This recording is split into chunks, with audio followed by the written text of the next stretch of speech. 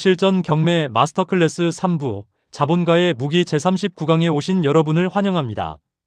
오늘은 대지권 미등기와 토지별 도등기라는 경매 서류상의 함정을 파헤쳐서 아파트를 반값에 가져오는 비법을 공개합니다. 감정평가서와 매각물 건명세서를 정확히 읽어내어 무위험 고수익을 달성하는 엑시트 전략을 함께 확인해 보시죠. 오늘 강의를 이끌어갈 지우행정사 겸 공인중개사무소 대표 김민석입니다. 이번 39강의 핵심 로드맵입니다.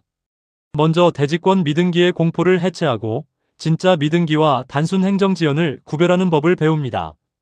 이어서 토지별 도등기에 대해 집합건물 밑에 깔린 근저당권의 실체를 파악하고 소멸주의와 인수주의를 구분하여 안전하게 말소하는 실무 시스템을 완벽히 정리해드립니다.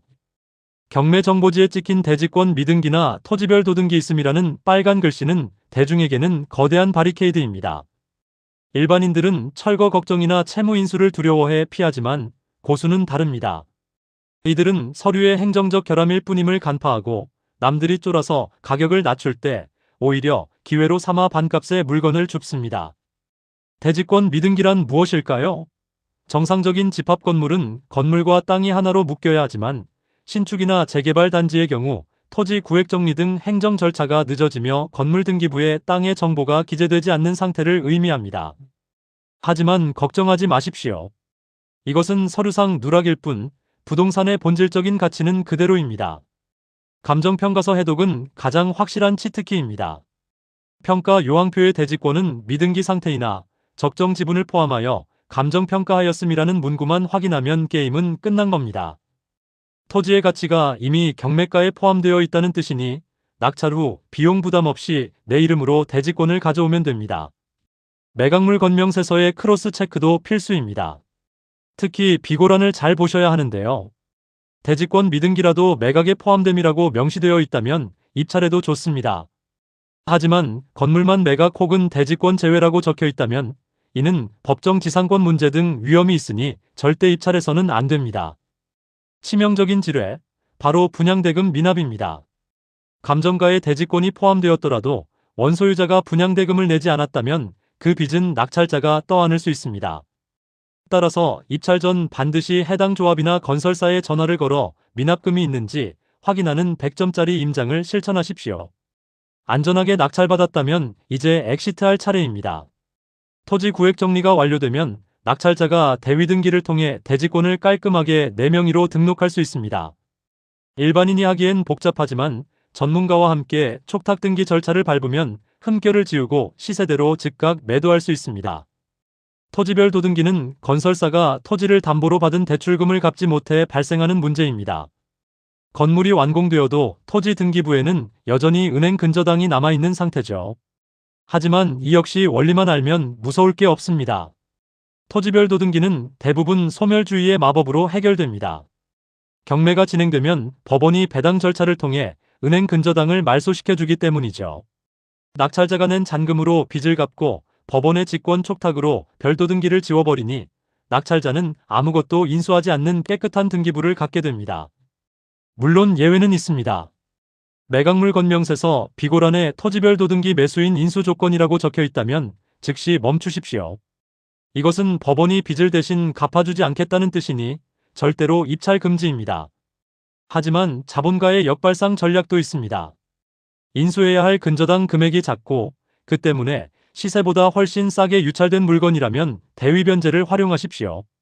내가 직접 빚을 갚고 별도등기를 말소하면 투자금 대비 압도적인 수익률을 올릴 수 있는 기회가 됩니다. 집합건물 등기부 보는 법도 정리합시다. 일동 전체의 표시는 전체 건물과 땅을 보고 전유 부분 표제부에서는 내가 낙찰받을 호실과 대지권 비율을 확인하십시오. 갑구와 을구에는 소유권과 제한물권이 기록되니 이 구조만 익히면 어떤 서류든 겁낼 필요가 없습니다. 성공 사례를 보시죠. 동탄 신도시 아파트가 대지권 미등기로 2회 유찰되었을 때 지우 실무팀은 감정평가서상 지분 포함과 조합의 미납금 없음을 확인했습니다. 결과는 5.5억 낙찰, 이후 등기를 마무리해 7.5억에 매도하며 2억 원의 차익을 실현했습니다.